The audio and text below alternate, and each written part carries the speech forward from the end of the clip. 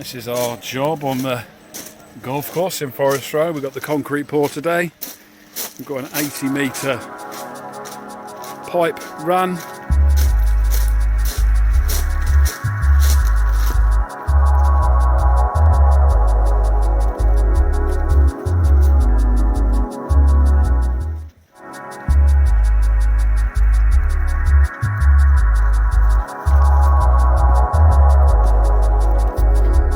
And here we are, ready to pour.